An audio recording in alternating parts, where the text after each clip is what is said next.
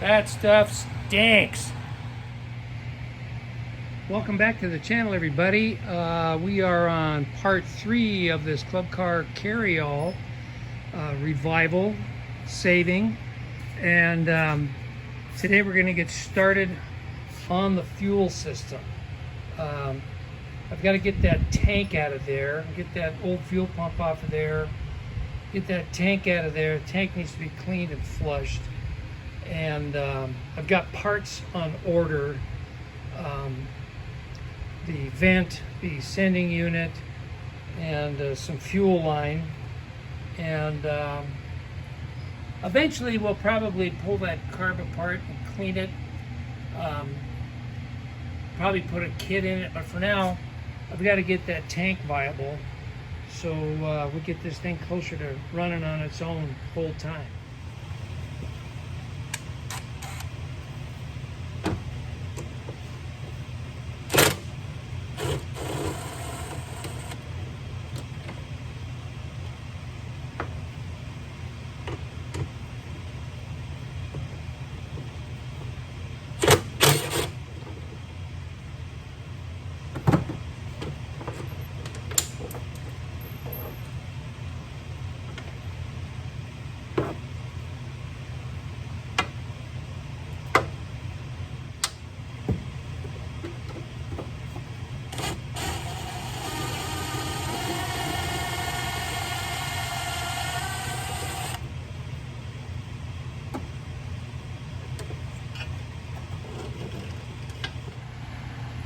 Well, getting that tank out is a little more involved than I initially thought.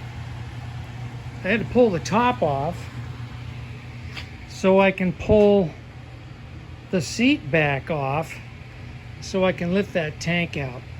It sits down in the frame too far. When you pull it up, it hits the seat back and goes no farther. So note to self, more disassembly required.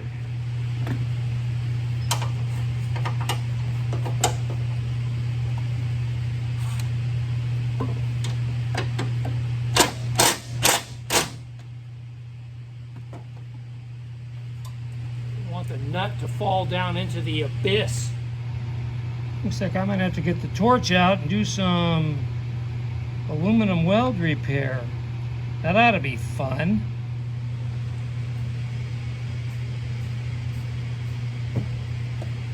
Well, these headrests are pretty crusty.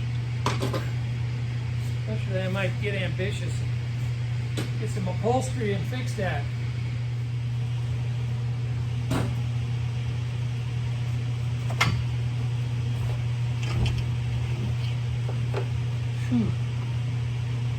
That gas tank is ripe. Man, I got a mess to clean up down there.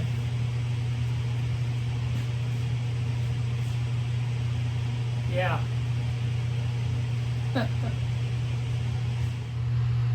Pretty crusty in there. No, hey.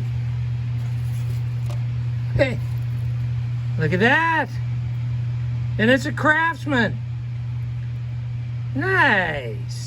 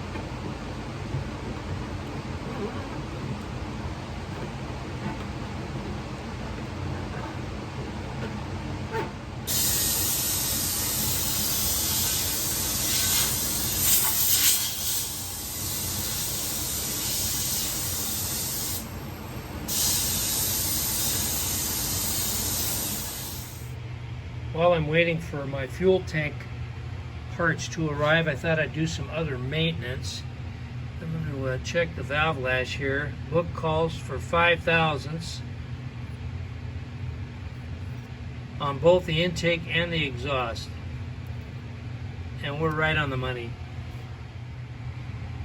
I took some of the shroud loose around the cylinder head and used a mirror and looked at all the fins all around the head to make sure a mouse hadn't climbed in there, packed it all with junk, causing this thing to overheat while it's running. And it's all a little dusty, but it's all clear in there. There's no evidence of mouse house, so that's a relief. Okay, that's all back together. I also scraped out the bottom of the frame where the gas tank mounts. It needs a little more cleaning, but I'm not going to worry about it. I mean, it's never going to be seen, and this is a utility vehicle for working around the place, so yeah, it's good enough. So it's time to start putting the gas tank back in.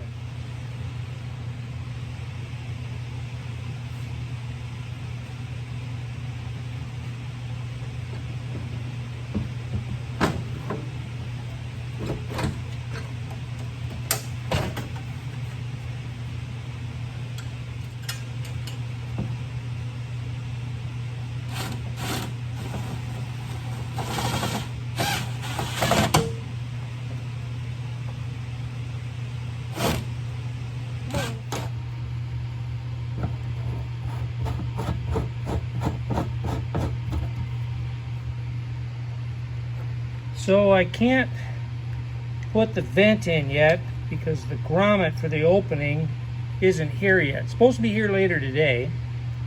The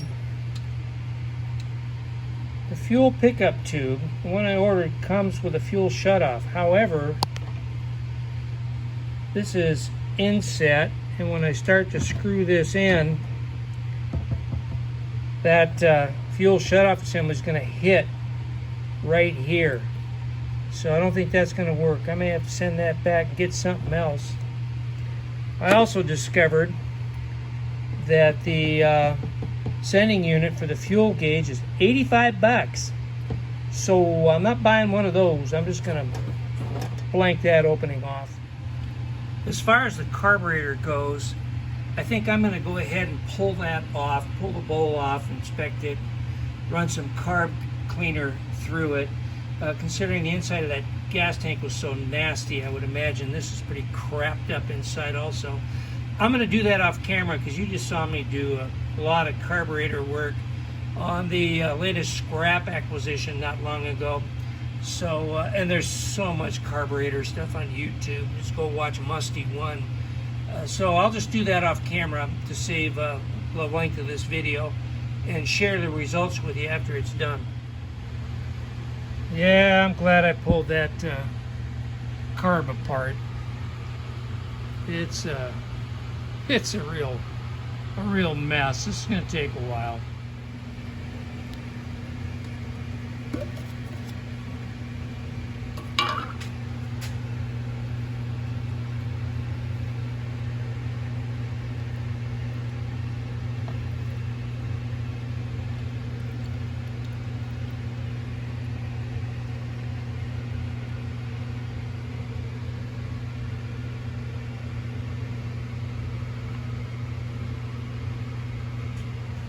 Well, it's looking better than it did. That looks much, much better. I like it. Well, all right.